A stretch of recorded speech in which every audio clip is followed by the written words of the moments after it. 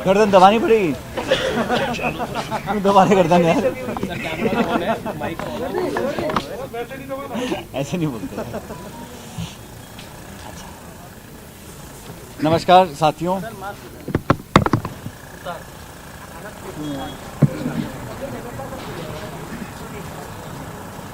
नमस्कार साथियों, जैसा कि आपको मालूम है कि कल राजस्थान के कैबिनेट का पुनर्गठन की प्रक्रिया हुई है और आज महामहिम राज्यपाल महोदय नए मंत्रियों को शपथ दिलाएंगे। मैं समझता हूँ बहुत गहन चिंतन के बाद और बहुत चर्चा विमर्श करने के बाद पार्टी ने और नेतृत्व ने जो कदम उठाया है उससे एक अच्छा संकेत पूरे प्रदेश में जा रहा है। जिस बात को लेकर कई समय से कई बार हम लोगों ने इस मुद्दे को भी उठाया था और मुझे खुशी है कि कांग्रेस पार्टी ने, सोनिया गांधी जी ने, आलाकमान ने और प्रदेश की सरकार ने इसका संज्ञान लेकर जो कुछ कमियां थीं उसको पूरा किया है और जिस दिशा में हम चल रहे थे उसको और गति देने का काम किया है। इस नई कैबिनेट में 4 दलित मंत्रियों को जगह दी गई है, जो मैं समझता हूँ अपने आप में बहुत बड़ा संकेत है कि अखिल भारतीय कांग्रेस कमेटी, प्रदेश की सरकार और हमारी पार्टी चाहते हैं कि जो दलित हैं, उपेक्षित हैं, पिछड़े हैं, गरीब हैं, उन लोगों का रिप्रेजेंटेशन हर जगह होना चाहिए। और क्योंकि हमारी सरकार के अंदर काफ़ी समय से कोई दलित का रिप्रेजेंटेशन नहीं था, अब उसकी न सिर्फ भरपाई की है लेकिन अच्छी बड़ी संख्या में दलित समाज के लोगों को कैबिनेट रैंक देकर, दर्जा देकर मंत्रिपरिषद में शामिल किया गया है। इसी प्रकार हमारे जो आदिवासी भाई बहन हैं उनका भी रिप्रेजेंटेशन बढ़ाया गया है। मैं समझता हूँ ये एक बहुत ज़रूरी और आवश्यक कदम था जिसको कांग्रेस पार्टी ने और सरकार ने आगे ले जाने का काम किया है। जो तबका हमेशा से कांग्रेस पार्टी के साथ खड़ा रहा उसको एक प्रोपोर्शनल रिप्रेजेंटेशन, एक पार्टिसिपेशन देने का काम किया है। और मैं धन्यवाद देना चाहता हूँ श्रीमती सोनिया गांधी जी का, अजय माकन जी का, अशोक गहलोत जी का, डोटासरा जी का। सब लोगों ने, सब नेताओं से चर्चा करी है और इतना बड़ा जो फेरबदल हुआ है ये बहुत व्यापक दृष्टिकोण रखकर किया गया है। सब नेताओं से, कार्यकर्ताओं से फीडबैक लिया। अजय माकन जी खुद यहाँ पर आए थे, एक एक विधायक से खुद बात करी थी, नेताओं से बात करी, प्रदेश कांग्रेस के जो पदाधिकारी उनसे बात करी, अखिल भारतीय कांग्रेस कमेटी के जो सीनियर मेंबर्स हैं उनसे बात करी और राजस्थान की राजनीति में जो जो इंटरेस्ट रखते हैं उन सब लोगों से, वर्गों से, तबकों से बात करने के बाद एक बहुत व्यापक, बहुत सटीक और बहुत सोच समझकर ये निर्णय एआईसीसी ने उठाया है, जिसका आज 4 बजे शपथ ग्रहण समारोह के बाद ये प्रक्रिया संपन्न हो जाएगी। और मैं देखता हूँ कि अनेकों बार इस बात को कहा जाता है। आज मैं सुबह अखबार पढ़ रहा था कि इस गुट का 2, इस गुट का 5, उस गुट का 15। 2018 के जब चुनाव हुए थे तो कांग्रेस पार्टी ने, उस समय मैं अध्यक्ष था और हम सब ने मिलकर टिकट वितरण किया, हम सब ने मिलकर चुनाव लड़ा, एक दूसरे की मदद करी और हम 20-21 की संख्या से हाफ मार्क पर पहुँचे और 100 का आंकड़ा हम लोगों ने हासिल किया, सरकार हमारी बनी। तो मैं समझता हूँ कि ये बार बार इस बात को उठाना, मीडिया में न जाने कौन इस बात को समझाता है, कौन इसको रेखांकित करता है। पूरी कांग्रेस पार्टी सोनिया गांधी जी, राहुल गांधी जी और प्रियंका गांधी जी के नेतृत्व में काम कर रही है। हमारा संकल्प है कि जिस प्रकार हम लोगों ने पूरे देश में उपचुनाव जीते हैं, भाजपा को हराया है, क्योंकि राजस्थान में मुख्य मुकाबला हमारा भाजपा से रहता है।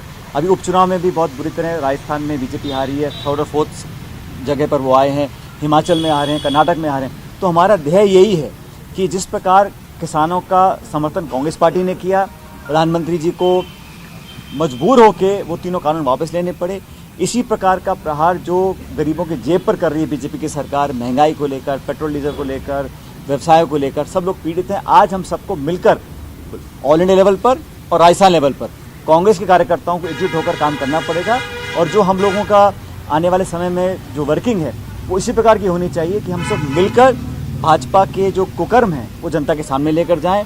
और ये वोट और गिनती और आंकड़े आप लोगों को मज़ा आता लिखने में, इसलिए आप लिखते हो, लेकिन हमारी पार्टी में इस प्रकार का कोई गुट या कोई सब गुट या कोई 3, 6, 8, 10 के आंकड़े बार बार आप लोग निकालते रहते हैं। पूरी पार्टी ने, पूरे नेतृत्व ने मिलकर ये निर्णय लिए हैं और मुझे खुशी है कि एक नया स्वरूप सरकार की जो मंत्रिपरिषद है उसको मिला है।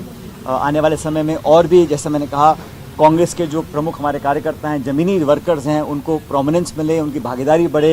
अभी निगम हैं, बोर्ड हैं, कॉर्पोरेशंस हैं, पार्लियामेंट सेक्रेटरीज बनेंगे, एडवाइजर्स टू सीएम अपॉइंट किए जाएंगे। तो सब लोगों को साथ लेकर हर वर्ग को, अब महिलाओं का परसेंटेज बढ़ा है सरकार के अंदर, वो भी एक बहुत प्रशंसनीय बात है। जैसे प्रियंका जी ने कहा कि उत्तर प्रदेश में हम 40% टिकट महिलाओं को देने जा रहे हैं। किसी पॉलिटिकल पार्टी के लिए इतना बड़ा ऐलान करना अपने आप में एक ऐतिहासिक है। उसी का रिफ्लेक्शन हम राजस्थान में देखा है कि यहाँ महिलाओं को हम लोगों ने आगे बढ़ाने का काम किया है, नौजवानों को मौका दिया है, अनुभवी लोगों को मौका दिया है, और क्षेत्रीय सामाजिक संतुलन मिलाकर पूरे प्रदेश में समझता हूँ एक नए स्वरूप से सरकार का जो ढांचा तैयार किया गया है, उससे आने वाले समय में कांग्रेस को फ़ायदा मिलेगा। और राजस्थान से प्रेरणा लेकर अनेक राज्यों में भी हम इस प्रकार की जो तब्दीलियाँ करेंगे, उससे मैं समझता हूँ हम लोगों को फ़ायदा मिलेगा।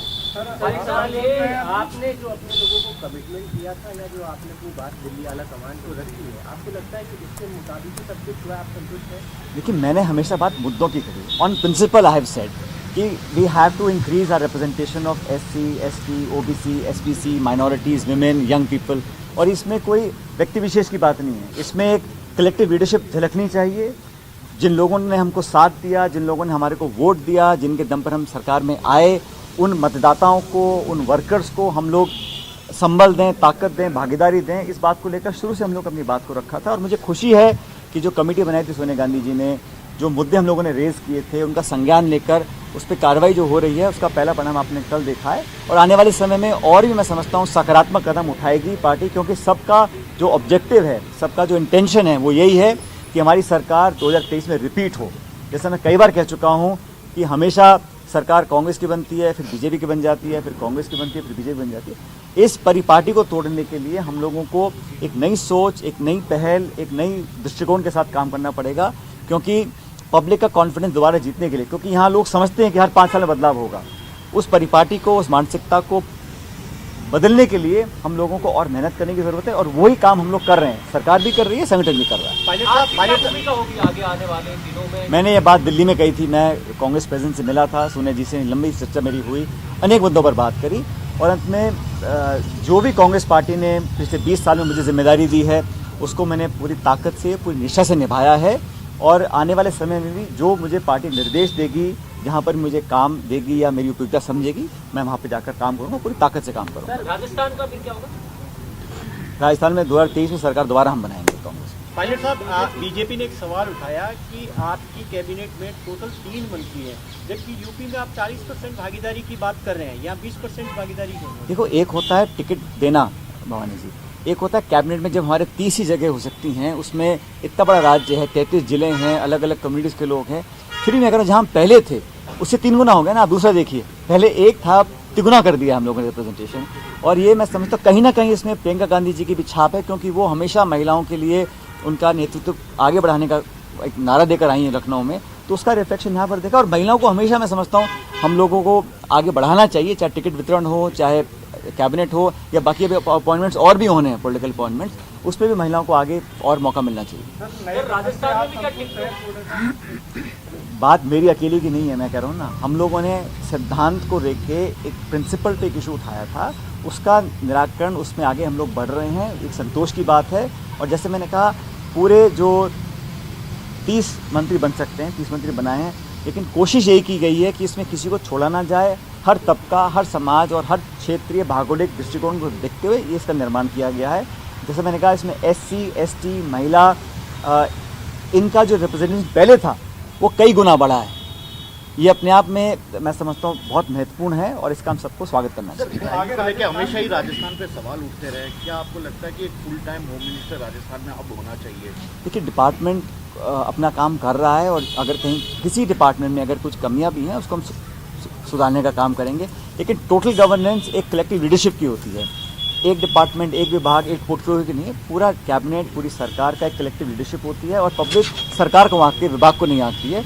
इसलिए जहाँ भी इंप्रूवमेंट करने की गुंजाइश होगी, हमारी सरकार उसको इंप्रूव करेगी। क्या ये रिफ्लेक्शन लेकर के लगातार राष्ट्र में सवाल उठते हैं, इसीलिए बार बार ये सवाल भी उठता रहा है कि इनके पास गृह विभाग भी है, तो सेपरेट गृह विभाग होना चाहिए, जिसकी वजह से डिपार्टमेंट्स के बारे में मैं इतना कहना चाहता हूँ कि अखिल भारतीय कांग्रेस कमेटी, मिस्टर माखन, अजय माखन जी और मुख्यमंत्री जी इस पर चर्चा करेंगे, और डिपार्टमेंट किसको क्या देना है वो भी एक प्रक्रिया मेरे ख्याल लगभग पूरी हो चुकी महिलाओं है। के प्रति जो शोषण हो रहे हैं उसके खिलाफ तो कोई कार्रवाई अभी तक नहीं हो रही है, लगातार दिन प्रतिदिन बढ़ते जा रहे हैं। जहाँ जहाँ ऐसी घटनाएं होती हैं उसका हम लोग, देखिए घटनाएं समाज में कहीं भी घट सकती हैं, लेकिन उस पर रिएक्शन क्या है, हमारा एक्शन क्या है, उसमें पूरी पुलिस सरकार पूरी कोशिश करती है कि न्याय मिले, ऐसी घटनाएं आगे ना हुआ करें। सर 40% वुमेन रिजर्वेशन सीट्स पे बात है, क्या राजस्थान में भी ये फॉर्मूला अपनाया जाएगा कि महिलाओं को टिकट देने में कांग्रेस हम चाहेंगे अधिक से अधिक महिलाओं को टिकट मिले। अभी चुनाव 2 साल दूर हैं, लेकिन एक शुरुआत करी है उत्तर प्रदेश में और मैं समझता हूँ इसका अनुसरण अलग अलग राज्य भी करेंगे। लेकिन जो एक सेंस है, जो डायरेक्शन है, जो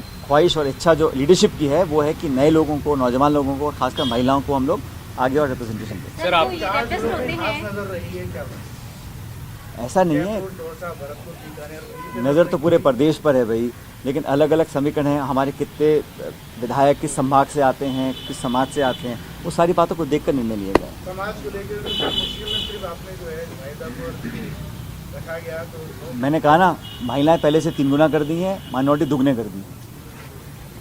फारिक साहब, ये अगला जो 2023 के चुनाव है वो आपके नेतृत्व में लड़ा जाएगा? अरे भाई, जो 2018 का चुनाव था वो भी कलेक्टिव लीडरशिप में लड़ा था ना। तो कांग्रेस में परिपाटी है कि हमेशा चुनाव कलेक्टिव लीडरशिप में लड़ा जाता है और सोनिया जी के, राहुल जी के नेतृत्व में लड़ा जाता है हर राज्य के अंदर। और राजस्थान में भी पहले भी चुनाव हमने कलेक्टिव लड़े थे, आगे वाले भी कलेक्टिव लड़े। लेकिन जो कांग्रेस में प्रदेश में आपका क्रेज रहा और जिस क्रेज के प्रति लोगों की आस्था जगी और इतनी पूरी राजस्थान देखें या तो दूसरे भाई बॉर्डर्स के जितना काम मैंने 2013 में किया था उससे ज़्यादा काम मैं 18 में किया, 23 में उससे ज़्यादा और काम करूँगा, 28 में ज़्यादा और काम करूँगा।